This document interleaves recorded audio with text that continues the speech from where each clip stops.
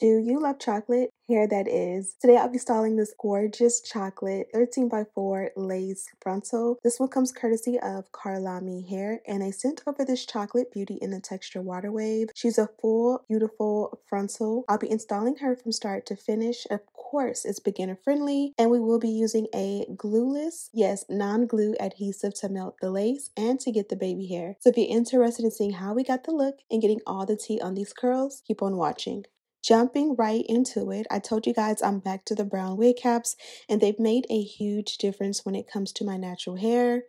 This here is the wig straight out of the box, and I'm just doing a simple unboxing and removing all of the packaging, including the tag from Karlami Beauty. This is a 13 by 4 free part lace frontal wig, so you'll be able to part wherever you want from ear to ear, and you'll also be able to get a beautiful natural hairline look from ear to ear. I've also showed you guys what it looks like from the back, and we're going to go ahead and put her on, and this is what she looks like. As I mentioned, this is a chocolate water wave lace wig. She is 26 inches in length, and I'll have any additional details in the description box. I love her like this, like just a nice messy flip over, and I'm also going to show you guys what she looks like from the back. The density on this one is absolutely perfect. As long as you melt the lace and get her flat along the parting space, you can have it nice and full of body, and she's going to be absolutely gorgeous. So here I'm showing you guys options. You can do this one as a center part as well as a side part. I did opt for a curved side part with a little bit of a C dimension, and it's definitely going to look super good, super fun, and super sexy, and the color complements my skin so well. So step one today is going to be the dynamic duo, and you guys already know the drill. This is the wax stick paired with the electric hot comb, and I love to really get in there on a 500-degree setting and really press out the parting space. Although this one is a curly unit, I find that whenever I wet it down and do the mousse, it definitely will work, especially if you're trying to go for a heatless hairstyle. But when it comes to having that first fresh install, I feel like the hairline just looks so melted and clean whenever you do this step along the hairline as well as along the parting. It just gets clean, it gives neat, it gives like thin lace and, you know, very fine natural hairline. So I took the girls as well as my son, so I guess I should just say the kids in general, to Miniso, which is one of those fun, cute stores in the mall. It's very reminiscent of like going to Hello Kitty store when we were younger, and they were able to pick out a few items, and I ended up getting these tweezers. I like trying different tweezers, and these were super sharp, so I did like them. It's the pink bear from Toy Story. I don't remember his name, but I thought they were so cute, so I went ahead and added to the cart, and I'm just going to use these tweezers, and I did use the larger pair to go in and just loosen up or open up the hairline just a little bit. And then we've got that done, we did go ahead and moisturize our lips because who wants dry, crusty lips, especially on camera? And now we are going to go ahead and cut off any excess lace from ear to ear. And you guys know me, I'm not an ear tap girl, so typically if there is a lot of lace around that sideburn area, I will cut as much off as possible to make the wig sit on my head and appear glueless. If there is a lot of lace and hair around the sideburn area and I leave it and it's gonna like just sit there and flap, you already know I'm gonna cut it off, because to me the maintenance of the sideburns just is too much on a day-to-day basis, and you know, it just makes it so that I have to bond the wig down when it's time to leave. And typically I don't have, you know, a lot of the times when getting the kids ready to spend time on hair in the mornings. So as you guys see, I'm just bonding the wig down from ear to ear. I did work in sections starting with the center, and then I did one side and then the opposite side.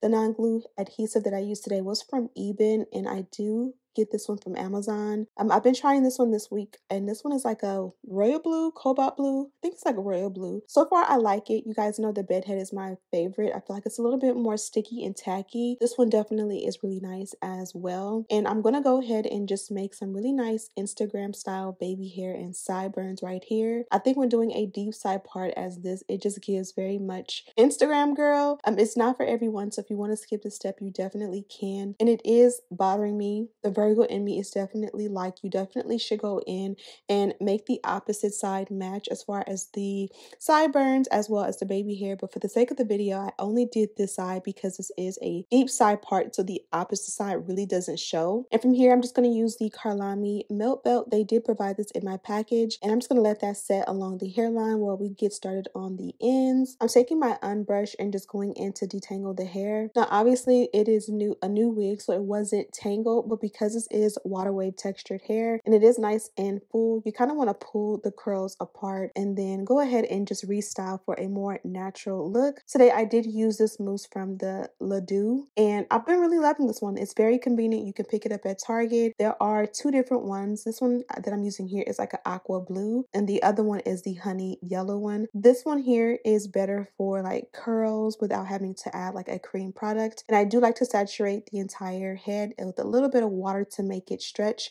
so that you don't overuse your product. I didn't want the hair to be like completely wet, but of course I wanted it wet enough to get the curls really activated. Next, I'm going to take this diffuser. You guys know, and the end of 2023, I feel like the last few months of the year, I was like, I need a diffuser, I need a diffuser, I need a diffuser, and I was never getting a diffuser. Now I have so many. So this one I picked up from Target and it was just a quick buy. I believe it was under 30 bucks, maybe even under 25. I'll have it in the description box, but it's very simple and easy and straight to the point, really cute and fun, and I'm just using it to go around and dry the hair all the way around. I like that this one is a very wide diffuser so that you can cover a lot of range, but it definitely doesn't get hot as like say my Conair Silverbird. That one gets so hot that I feel like it does a better job at like scrunching the curls and getting them very big. This one got them dry and perfect, but I feel like the Silverbird and the other ones I have do a job at getting them that really big diffused look. Once I was done, I went ahead and removed the melt belt and I'm 100% satisfied with the way this one came out. Here is a look at what the curls look like from the back. Definitely no sparse pieces at all. She's nice and full from root to tip and I definitely have no complaints. As far as the packaging goes, this was the dust bag. It's a nice orange, and they did also include the beautiful melt belt in there as well. And that's pretty much it. Of course, you guys know I got you covered as far as links and details. I have all of them in the description box, including the diffuser, the mousse, the tweezers, and everything that I can find online for you guys. As far as the hair specs, that is down below as well. Thank you guys so much for watching. Don't forget to subscribe, like this video, and share with your friends. And as always, I'll see you in the next one. Smooches!